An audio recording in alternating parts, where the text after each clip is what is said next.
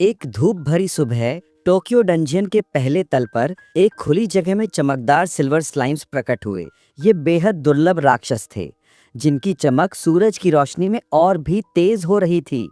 पेड़ों के पीछे छिपकर दो युवक इन स्लाइम्स को देख रहे थे। एक ने धीमी आवाज में अपने साथी से कहा, "श्श, शांत रहो। अगर तुम इन्हें छोड़ दोगे तो सब ठीक रहेगा।" लेकिन उसका साथी उसकी बात मानने को तैयार नहीं था। वो बिना सोचे समझे खुली जगह की ओर दौड़ पड़ा। "रुक जा!" युवक ने चिल्लाकर उसे रोकने की कोशिश की, लेकिन उसका साथी सुनने को तैयार नहीं था। वो तेजी से स्लाइम्स की ओर बढ़ रहा था। अगले ही पल एक जोरदार प्रहार हुआ। उसने अपनी तलवार से एक स्लाइम के कोर को दो टुकड़ों में चीर दिया। तलवार बाएं दाएं चल रही थी और कुछ ही सेकंड में सिल्वर स्लाइम्स का नामो निशान मिट गया। खुली जगह अब खाली थी और उस युवक की आंखों में हरी आग की तरह चमक थी। वो कोई और नहीं बल्कि ताकाहाशी यूको था। उसने ना केवल स्लाइम्स को हराया, बल्कि उसे एस रैंक के 3 दुर्लभ उपकरण मिले: सिल्वर स्लाइम कवच, दस्ताने और जूते। ये सब देखकर वहां मौजूद एक हरे हुडी वाला युवक हैरान रह गया। "वाह, इसने तो कमाल कर दिया!" उसने कहा। "इतना दुर्लभ लूट, ये तो सचमुच भाग्यशाली है।" ताकाहाशी यूको खुद भी विश्वास नहीं कर पा रहा था कि उसे इतने उच्च स्तर के उपकरण मिल गए हैं। ये उसके लिए किसी चमत्कार से कम नहीं था, मानो उसकी पिछली जिंदगी की सभी बाधाओं का इनाम हो। पहले वो एक कांसे रैंक का साहसी था, लेकिन अब वो कुछ और बन चुका था। अचानक एक और व्यक्ति ने अपने स्मार्टफोन की स्क्रीन दिखाई। स्क्रीन पर खबर थी कि राक्षस अब बाहर की दुनिया में भी फैल चुके हैं। बाहर रहना अब खतरनाक हो गया था। एक युवक चिल्लाया, "हमें डंजन के और गहरे हिस्से में जाना चाहिए।" लेकिन कुछ लोग डर रहे थे। उनका मानना था कि ऊपर से राक्षस उनका पीछा करेंगे। ताकाहाशी ने एक बुजुर्ग व्यक्ति की ओर देखा और उसे भागने की सलाह दी। "दादाजी, अब स्लाइम्स का शिकार करने का समय नहीं है, भाग जाइए।" उसने बुजुर्ग के कंधे पर हाथ रखा, लेकिन उन्होंने उसका हाथ झटक दिया। "मुझे रोकने की कोशिश मत करो," बुजुर्ग ने जिद्दी स्वर में कहा, और स्लाइम्स की ओर बढ़ गए। वहां मौजूद लोग उन्हें पागल समझ रहे थे। एक युवक ने बुजुर्ग को धक्का दे दिया, जिससे वो जमीन पर गिर पड़े। उनका हुड हट गया और उनके चेहरे पर उम्र की गहरी लकीरें साफ दिख रही थीं। दशकों पहले जब साहसियों का युग शुरू हुआ था, तो दुनिया बदल गई थी। एक नई प्रणाली विकसित हुई थी, जिसमें स्तर केवल राक्षसों को हराने से बढ़ता था। हर स्तर के साथ शक्ति, गति और सहनशक्ति जैसे गुणों में बदलाव आता था। कभी कभी साहसियों को जादू या विशेष कौशल भी मिलते थे। ताकाहाशी यूको ने अपने सपने को सच करने के लिए कड़ी मेहनत की थी। अब वो स्तर 98 पर था। उसकी शक्ति, गति और सहन शक्ति 5, चपलता 4, जादुई शक्ति 3 और तत्वों के प्रति प्रतिरोध 2 था। वो बुजुर्ग कोई और नहीं बल्कि ताकाहाशी यूको ही था। उसने अपने जीवन में अनगिनत राक्षसों का सामना किया था। उस दिन उसकी तलवार भी टूट गई थी, लेकिन उसने हार नहीं मानी। उसने एक विशाल पारदर्शी स्लाइम पर हमला किया, जिसके बीच में एक बड़ा कोर था। तलवार टूटने के बाद उसने अपने दांतों से स्लाइम को चीर दिया। तभी सिस्टम से एक संदेश आया, "ताकाहाशी यूको, आपने अधिकतम स्तर 99 प्राप्त कर लिया है। बधाई हो।" उसके कानों में ये शब्द गूंज रहे थे। उसकी आंखों पर विश्वास नहीं हो रहा था। उसने इतने वर्षों की मेहनत के बाद आखिरकार वो हासिल कर लिया था जिसका उसने सपना देखा था। उसकी शक्ति में 1 इकाई की वृद्धि हुई थी। लेकिन जब उसने अपनी उपलब्धि बोर्ड देखा तो उसका दिल टूट गया। केवल 1 इकाई, इतनी मेहनत के बाद बस इतना ही। निराशा में वो जमीन पर गिर पड़ा। क्या उसका सारा जीवन व्यर्थ गया था? वो अपनी माँ को भी नहीं बचा सका था। उसकी आंखों से आंसू बहने लगे। अंधेरे से राक्षस तेजी से उसकी ओर बढ़ रहे थे। तभी एक विशाल राक्षस का पंजा उसकी ओर बढ़ा। उसका शरीर कुचलने वाला था। लेकिन तभी सिस्टम में एक त्रुटि हुई। एक संदेश चमका, "ताकाहाशी यूको की सिस्टम में त्रुटि। जीवन पुनर्जनन और रोलबैक फंक्शन लागू। छुपे हुए पैरामीटर प्रकट। बोनस विशेषताएं +9,999।" उसने अपनी आंखें खोली। उसकी दृष्टि धुंधली थी, लेकिन वो जिंदा था। सामने एक मुस्कुराती हुई लड़की खड़ी थी। "मिस्टर ताकाहाशी, बधाई हो, अब आप एक साहसी बन गए हैं।" उसने एक पेंडेंट उसे थमाया। ताकाहाशी हक्का बक्का रह गया।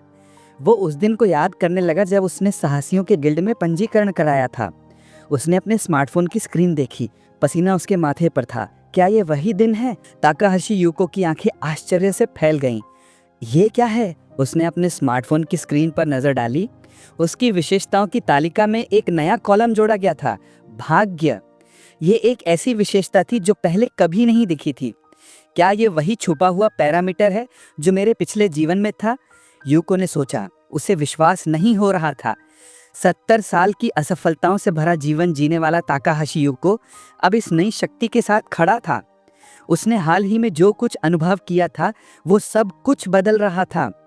अब ये सही समय था अपनी नई विशेषता भाग्य को आजमाने का। वो टोक्यो डंजन के पहले तल, जिसे अमर पदचिन्ह कहा जाता था, में प्रवेश कर चुका था। अचानक उसकी नजर एक हल्की सी हलचल पर पड़ी। उसने पलटकर देखा और उसकी आंखें आश्चर्य से चमक उठीं। ये एक सिल्वर स्लाइम था, वही राक्षस जिसे उसने अपने पिछले जीवन में केवल एक बार देखा था। ये स्लाइम्स अनुभव अंक देने में बहुत उदार होते थे, लेकिन इनकी फुर्ती और भागने की आदत इन्हें पकड़ना मुश्किल बनाती थी। यूको ने सोचा, बस एक कदम और मेरी तलवार इसे छू लेगी। वो तेजी से स्लाइम की ओर बढ़ा, लेकिन तभी घास में कुछ चमका। एक तीर उसके पैर के पास जमीन में जा धंसा। अब माफ करना, किसी ने दूर से चिल्लाया। यूको ने मन ही मन उस अज्ञात व्यक्ति को कोसा। क्या बेवकूफ़ी है, इतने शोर से तो स्लाइम भाग जाना चाहिए था। लेकिन आश्चर्यजनक रूप से स्लाइम वहीं रुका रहा। अगले ही पल वो राक्षस हमले के लिए तैयार हो गया। यूको ने अपनी तलवार संभाली और स्लाइम की ओर झपटा। उसकी तलवार का निशाना सटीक था, सीधे स्लाइम के कोर में। कोर टुकड़ों में बिखर गया, लेकिन तलवार भी एक ही प्रहार में टूट गई। ये सिल्वर स्लाइम्स वाकई मजबूत हैं, यूको ने सोचा। तभी उसकी नज़र घास पर पड़ी, जहां कुछ चमक रहा था। वो करीब गया और देखा, एक एस रैंक सिल्वर तलवार। इसकी विशेषता थी 30% चकमा देने की संभावना के बावजूद आक्रमण शक्ति में वृद्धि। यूको का दिल खुशी से झूम उठा। ये तो शानदार शुरुआत है, उसने मुस्कुराते हुए कहा। लेकिन जैसे ही उसने आसपास देखा, वो स्तब्ध रह गया। पास की खुली जगह में 4 और सिल्वर स्लाइम्स बैठे थे। क्या मैं सपना देख रहा हूँ, उसने सोचा। ये उसका भाग्य था जो काम कर रहा था। अचानक चारों स्लाइम्स एक साथ उसकी ओर बढ़े। वे बेहद आक्रामक थे। यूको ने अपनी नई तलवार संभाली और लड़ाई शुरू हो गई। एक के बाद एक उसने सटीक प्रहार किए। हर प्रहार एक क्रिटिकल हिट था। कुछ ही मिनटों में सभी स्लाइम्स हार गए। घास पर अब एक शानदार कवच चमक रहा था। ये भाग्य वाकई कमाल है, यूको ने हंसते हुए कहा। अगले 1 घंटे तक यूको ने 10 और सिल्वर स्लाइम्स का सामना किया। हर राक्षस से उसे दुर्लभ लूट मिली। अब ये स्पष्ट हो गया था कि उसकी नई विशेषता भाग्य कोई खाली शब्द नहीं था। थककर वो घास पर लेट गया, आसमान की ओर देखते हुए। अब मेरे पास ये शक्ति है। मैं एक असाधारण इंसान बन सकता हूँ। मैं अपनी माँ को बचा सकता हूँ। अपनी बहन नोजोमी को खुशियाँ दे सकता हूँ। 70 साल की अकेली जिंदगी के बाद यूको को फिर से एक परिवार मिल गया था। उसका घर, अपार्टमेंट नंबर 203, जिसके दरवाजे पर ताकाहाशी लिखा था, उसका इंतजार कर रहा था। यूको के हाथ कांप रहे थे जब वो अपने घर के दरवाजे की ओर बढ़ा। उसका दिल जोर जोर से धड़क रहा था। शांत हो यूको, उसने खुद को तसल्ली दी। जैसे ही उसने दरवाजे का हैंडल पकड़ा, वो अचानक खुल गया। सामने उसकी छोटी बहन नोजोमी खड़ी थी। उसकी आंखों में खुशी की चमक थी। भैया, उसने चहकते हुए कहा। यूको ने बिना कुछ सोचे नोजोमी को गले लगा लिया। नोजोमी थोड़ी हैरान थी। ये क्या हो रहा है भैया, कोई छिपा कैमरा तो नहीं? उसने हंसते हुए पूछा। यूको ने उसे और जोर से गले लगाया। इस बार मैं किसी को भी तुम्हें या माँ को चोट नहीं पहुंचने दूंगा, उसने मन ही मन कसम खाई। उसने नोजोमी को अपनी पूरी कहानी सुनाई, पिछला जीवन, सिल्वर स्लाइम्स और उसकी नई शक्ति। नोजोमी की आंखें आश्चर्य से चमक उठी।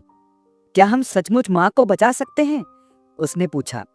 बिल्कुल, यूको ने मुस्कुराते हुए कहा। बस थोड़ी सी मेहनत और चाहिए। अगले दिन यूको ने अपने दुर्लभ लूट को नीलामी में बेच दिया। उसने 10 मिलियन की बोली लगाकर एक उच्च गुणवत्ता वाली हीलिंग पोशन खरीदी। फिर वो और नोजोमी अस्पताल की ओर चल पड़े, जहां उसकी माँ भर्ती थी। जैसे ही उन्होंने कमरे का दरवाजा खोला, माँ ने कमजोर लेकिन प्यार भरी आवाज में पूछा, तुम दोनों कैसे हो? यूको ने मुस्कुराते हुए जवाब दिया, माँ, हमें आपके बारे में पूछना चाहिए। आप कैसी हैं? नोजोमी ने एक डिब्बा खोला और अपनी माँ को स्वादिष्ट मिठाइयाँ दिखाईं। माँ ने हल्के से डांटते हुए कहा, तुम्हें मेरे लिए इतना खर्चा नहीं करना चाहिए था। इस पैसे से तुम दोनों को कुछ खाना चाहिए था। यूको ने अपनी माँ का हाथ थामकर कहा, माँ, अब आपको पैसे की चिंता करने की ज़रूरत नहीं है। नोजोमी ने उत्साह से जोड़ा, और हमारे पास आपके लिए एक और तोहफा है। माँ का चेहरा आश्चर्य से भर गया। कैसा तोहफा? उन्होंने पूछा। यूको ने एक छोटी शीशी निकाली और कहा, मुझे पता है ये थोड़ा अजीब लगता है, लेकिन माँ आपको इसे पीना होगा। नोसोमी ने समझाया, भैया ने डंजन में पैसे कमाए और ये आपके लिए खरीदा। माँ हैरान थी। यूको, तुम तो अभी अभी साहसी बने हो, इतने पैसे कैसे कमा लिए? यूको ने हंसते हुए कहा, बस थोड़ा भाग्य मेरे साथ था। डंजन एक बड़ा लॉटरी है माँ। उसने फिर से शीशी को माँ की ओर बढ़ाया। माँ ने बिना किसी भैंस के शीशी का ढक्कन खोला और अमृत को धीरे धीरे पी लिया। अगले ही पल एक चमत्कार हुआ। माँ का शरीर हल्की सुनहरी चमक से भर उठा। यूको और नोसोमी की नजरें अपनी माँ पर टिकी थीं। माँ ने गहरी सांस ली और कहा, मुझे ऐसा लग रहा है जैसे मेरे कंधों से कोई भारी बोझ उतर गया हो। सांस लेना अब आसान है। यूको ने राहत की सांस ली और मुस्कुराया। नोसोमी ने उछलते हुए कहा, भैया तुमने कमाल कर दिया। माँ ने हंसते हुए कहा, लेकिन इस दवा का स्वाद तो बहुत खराब था। यूको ने तुरंत एक मिठाई माँ को दी ताकि वो उस कड़वे स्वाद को भूल सकें। जब डॉक्टर ने माँ की जांच की तो उन्होंने आश्चर्य से कहा, आपके लक्षण कम हो गए हैं और बीमारी का बढ़ना रुक गया है। आपको बस थोड़े समय के लिए पुनर्वास की जरूरत है। कुछ समय बाद माँ पूरी तरह ठीक होकर घर लौट आईं। यूको, नोसोमी और उनकी माँ फिर से एक छत के नीचे रहने लगे। ये किसी खुशहाल सपने जैसा था। एक शाम रात के खाने के बाद माँ ने खुद बर्तन धोने शुरू कर दिए। घर की दीवारों जैसा सुकून कहीं नहीं। उन्होंने मुस्कुराते हुए कहा। नोसोमी अपनी माँ की खुशी देखकर फूली नहीं समा रही थी, लेकिन यूको के चेहरे पर एक गंभीर भाव था। नोसोमी ने हैरानी से पूछा, भैया क्या बात है? यूको ने गहरी सांस ली और बोला, ये अमृत केवल अस्थायी उपाय है, ये माँ की बीमारी को पूरी तरह ठीक नहीं कर सकता। नोसोमी का चेहरा उदास हो गया। तो अब हम क्या करें? यूको ने समझाया, हमें एक असली जादुई अमृत चाहिए। वो दुनिया का सबसे बड़े साहसी द्वारा खोजा गया एक अनोखा आइटम है जो डंजन की 50वें तल पर मिलता है। इसे किसी भी कीमत पर नहीं खरीदा जा सकता। नोसोमी ने पूछा, क्या तुम उस टीवी पर दिखाए गए आइटम की बात कर रहे हो जो बस उसे इस्तेमाल कर सकता है जिसने उसे पाया? हाँ बिल्कुल, यूको ने कहा, वही मेरा लक्ष्य है। नोसोमी ने चिंता से पूछा, लेकिन क्या तुम इतनी गहराई तक जा पाओगे? वहां तो भयानक खतरे हैं। यूको ने मुस्कुराते हुए कहा, सैद्धांतिक रूप से यह असंभव है, मैं रास्ते में मर सकता हूँ। नोसोमी का चेहरा और उदास हो गया, लेकिन यूको ने उसे रोका। मैंने कहा न केवल सैद्धांतिक रूप से, मेरे पास भाग्य है और मेरे पिछले जीवन का ज्ञान भी। यूको ने बताया, मैंने सुना है कि 20वें तल का बॉस, एक प्राचीन गोलम, कभी कभी ये अमृत देता है, लेकिन उसका प्रकट होना बेहद दुर्लभ है। हमें एक दुर्लभ महाराक्षस से एक दुर्लभ आइटम चाहिए। ये पूरी तरह भाग्य का खेल है। उसने आगे कहा, मेरे पिछले जीवन में मैंने केवल एक बार सुना था कि किसी ने इस गोलम से अमृत प्राप्त किया, लेकिन अब मेरे नए भाग्य के साथ मुझे यकीन है कि मैं इसे ढूंढ लूंगा। नोसोमी ने अपने भाई को देखा। उसकी आंखों में शक था, लेकिन साथ ही विश्वास भी।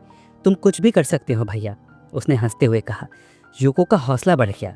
जब आपका परिवार आप पर विश्वास करता है तो कुछ भी असंभव नहीं है, लेकिन डंजन में जाने से पहले मुझे तैयारी करनी होगी। नोसोमी ने हैरानी से पूछा, तैयारी यानी क्या? यूको ने जवाब दिया, हर जगह एक रास्ता होता है नोसोमी। वो ड्रेसर की ओर गया जहां उनका पारिवारिक फोटो फ्रेम में सजा था। उसने अपनी सिल्वर स्लाइम तलवार उठाई, जिसकी विशेषता थी आक्रमण की शक्ति में वृद्धि, लेकिन 30% चकमक देने की संभावना। साथ ही उसने सिल्वर स्लाइम का आंसू लिया, जो 33% मौके के साथ नुकसान को कम करता था। नोसोमी ने पूछा, तुम अभी रवाना होने वाले हो? आमतौर पर योद्धा डंजन में भारी कवच पहनते हैं। यूको ने हंसते हुए कहा, मैं इतना मजबूत नहीं हूं कि भारी कवच उठा सकूं। मेरी विशेषता मेरी सीमाएं दिखाती हैं। मुझे केवल अपने भाग्य पर ही भरोसा करना होगा। उसने अपनी स्किल्स की जांच की। माइटी लेड लंच, एक ऐसी युद्ध तकनीक जिसमें 30% संभावना थी कि 3 क्रिटिकल हिट्स लगातार लगें। नोसोमी ने सुझाव दिया, 5वें तल पर एलिस का माल्यार्पण है। वहां के राक्षसों से जादुई फल मिल सकता है जो तुम्हारी मदद करेगा। बिल्कुल, यूको ने कहा, लेकिन तुम चिंता मत करो, मैं अपना ख्याल रखूंगा। नोसोमी ने अपने भाई को गले लगाया। तुम्हें कुछ नहीं होगा भैया, बस माँ को ठीक करने वाला अमृत ले आना। यूको ने मुस्कुराते हुए सर हिलाया। उसका दिल जोश से भरा हुआ था। वो जानता था कि ये यात्रा आसान नहीं होगी, लेकिन अपने परिवार के लिए वो कुछ भी करने को तैयार था। ताकाहाशी यूको के रवाना होने से पहले नोसोमी ने उनके लिए एक छोटा सा पैकेट तैयार किया था, जिसमें रास्ते के लिए कुछ खाने का सामान था। तुम्हें जंगल में फल तो मिल ही जाएंगे, लेकिन फिर भी ये रख लो, उसने मुस्कुराते हुए कहा। यूको ने अपनी बहन की ओर देखा और दिल से शुक्रिया अदा किया। तुम्हारा ख्याल रखने के लिए धन्यवाद नोसोमी। एक पैकेट सिस्टम विंडो में प्रदर्शित हुआ। यूको ने दरवाजा खोला और अपने घर से बाहर कदम रखा। एक नए साहसिक सफर उसका इंतजार कर रहा था। टोक्यो डंजन का 5वां तल, जिसे एलिस का माल्यार्पण कहा जाता था, एक घना और रहस्यमय जंगल था। पेड़ों की टहनियों पर बैंगनी रंग के भूतिया मशरूम चमक रहे थे। मांसाहारी पौधे कीड़ों को अपना शिकार बना रहे थे। यूको ने सावधानी से कदम बढ़ाए, अपने नक्शे पर भरोसा करते हुए। ये तल निचले स्तर का माना जाता था और पहले ही कई साहसियों द्वारा साफ कर दिया गया था। जब तक मेरे पास नक्शा है कोई समस्या नहीं होगी, उसने मन ही मन सोचा। जंगल में आगे बढ़ते हुए यूको की नज़र एक चींटी मानव जैसे पेड़ों के समूह पर पड़ी। वो जानता था कि ये चींटियां छलावण का इस्तेमाल करती थीं। बाहर से वे साधारण पेड़ जैसे दिखते थे, लेकिन करीब से देखने पर उनके पत्तों में नसों की कमी और जड़ों का अजीब दिशा में फैलाव स्पष्ट था। ये जड़ें उनके पैरों की तरह थीं, जिनसे वे जंगल में घूमते थे। अचानक एक पेड़ के तने पर लाल आंखें चमकी। यूको की आंखों में चमक आ गई। उसने अपनी सिल्वर स्लाइम तलवार निकाली और एक जोरदार प्रहार किया। Critical hit. राक्षस 2 टुकड़ों में बट गया। बस इनके प्रकट होने की भविष्यवाणी करनी है और काम हो गया, उसने मुस्कुराते हुए सोचा। जमीन पर एक जादुई फल चमक रहा था। यूको ने उसे उठाया और एक काट लिया। स्वाद हल्का सा नाशपाती और सेब जैसा था। स्वाद मायने नहीं रखता, उसने खुद को याद दिलाया और अपनी विशेषताओं की जांच की। जादुई फल ने उसकी शक्ति में मामूली वृद्धि की थी। ये छोटा सा प्रभाव भी मुझे एक मजबूत योद्धा बना सकता है, उसने उत्साह से सोचा। यूको ने चींटी राक्षसों का शिकार शुरू किया। वो लड़ता, फल खाता, फिर लड़ता। दिन के अंत तक वो जादुई फलों के स्वाद से तंग आ चुका था। उसने नोसोमी का दिया हुआ खाना निकाला और दोपहर का भोजन किया। भोजन के बाद उसने अपनी प्रगति जांची। अच्छा, मैं मध्यवर्ती युद्ध स्तर पर पहुंच गया हूं, वो खुशी से मुस्कुराया। लेकिन अब समय था वापस लौटने का। तभी उसे किसी की मौजूदगी का एहसास हुआ। यूको ने तेजी से पलट कर चिल्लाया, कौन है वहां? अरे, तुम सारा लूट अकेले नहीं ले सकते, एक कर्कश आवाज गूंजी। 2 लोग खुली जगह में प्रकट हुए। एक के दांत सोने की तरह चमक रहे थे और दूसरे की उंगली में एक चमकदार अंगूठी थी। यूको ने ठंडे स्वर में जवाब दिया, मुझे तुम्हारे साहसिक प्रमाण पत्र दिखाई नहीं दे रहे। क्या तुम वे लोग हो जो दूसरों की मेहनत का फायदा उठाते हैं? छोटे कद के आदमी ने हंसते हुए कहा, हाँ, और यहाँ एक बिगड़ा हुआ बच्चा है जो अपने उपकरणों पर निर्भर है। दूसरे ने धमकी दी, अच्छे से अपना सामान दे दो तो हम तुम्हें जिंदा लिए हुए हैं। यूको ने बिना समय गवाए आक्रमण किया। उसकी तलवार तेजी से चली और पहला डाकू जमीन पर गिर पड़ा। करीब था लेकिन सब ठीक रहा, यूको ने सोचा। डाकू ने बीस्टिंग लंच का इस्तेमाल किया था, एक 25वें दल का स्किल जो सटीक प्रहार की गारंटी देता था और आक्रमण की शक्ति को 30% कम कर देता था। लेकिन यूको के सिल्वर स्लाइम के आंसू से भीगे कपड़ों ने नुकसान कम कर दिया। अगर मेरा भाग्य साथ नहीं देता तो मेरा पेट अभी छलनी हो गया होता। दूसरा डाकू डर से कांप रहा था। यामादा को एक ही मुक्के में ढेर कर दिया, उसने डरते हुए कहा। यूको ने शांत स्वर में कहा, हथियार डाल दो तो जान बचा लोगे। लेकिन डाकू ने हार नहीं मानी। मुझे कम मत समझना, वो चिल्लाया। दूरी से योद्धा आसानी से हार जाता है, यूको ने जवाब दिया। तुम सही कह रहे हो, मैं तुम तक नहीं पहुंच सकता। डाकू ने आत्मविश्वास से मुस्कुराया, सोचकर कि यूको ने हार मान ली है। लेकिन यूको ने हार नहीं मानी थी। उसने एक पोर्टल सक्रिय किया और उसमें से एक रंग बिरंगा जादुई डंडा निकाला। डाकू हंस पड़ा, ये क्या बेकार चीज है, मेरा जादुई डंडा इससे ज्यादा बेहतर है। यूको ने अपना डंडा हवा में लहराया। ये विपत्ति का पदार्थ था जो उसने बैरनएंड को हराकर प्राप्त किया था। ये एक दुर्लभ आइटम था जो यादृच्छिक जादू उत्पन्न करता था। इसमें 40% संभावना थी कि विफल हो जाए, 30% कमजोर जादू की, 20% बफ या डिबफ की और केवल 9% मध्यम स्तर के जादू की। उपयोगी जादू की संभावना लगभग 0 थी। डाकू ने फायरबॉल, एक मध्यम स्तर का जादू छोड़ा। उसका आत्मविश्वास अपने विशेष उपकरणों पर था जो जादू की शक्ति को 40% बढ़ाते थे। वो निश्चित था कि यूको का कमजोर जादू उसका मुकाबला नहीं कर सकता। लेकिन यूको स्थिर खड़ा रहा। ये अब जाग रहा है, उसने बदबुदाया। उसने अपना डंडा हिलाया और विपत्ति का पदार्थ सक्रिय हो गया। अचानक जंगल में एक ज्वालामुखी सा विस्फोट हुआ। आकाश में आग की लपटें उठी। एक टॉप लेवल मीटियोर स्पेल प्रकट हुआ जिसकी संभावना केवल 0.05%। डाकू ने अपना सिर पकड़ लिया। ये बच्चा इतना शक्तिशाली जादू कैसे कर सकता है? वो डर से चीखने लगा। उसका शरीर जलने लगा और वो एक छोटे असहाय शावक में बदल गया। यूको ने अपने टूटे हुए डंडे को देखा और उसे फेंक दिया। अब ये बेकार है, उसने सोचा। वो अपनी जीत से खुद भी हैरान था। मेरा भाग्य वाकई कमाल का है। यूको ने दोनों डाकुओं को बांध लिया। इन्हें यहाँ छोड़ना ठीक नहीं, उसने सोचा। वो उन्हें घसीटते हुए सीढ़ियों की ओर बढ़ा। अब समय था वापस लौटने का। उसका दिल जोश और आत्मविश्वास से भरा हुआ था। वो जानता था कि उसका भाग्य और पिछले जीवन का ज्ञान उसे उस नामुमकिन अमृत तक पहुंचा देगा।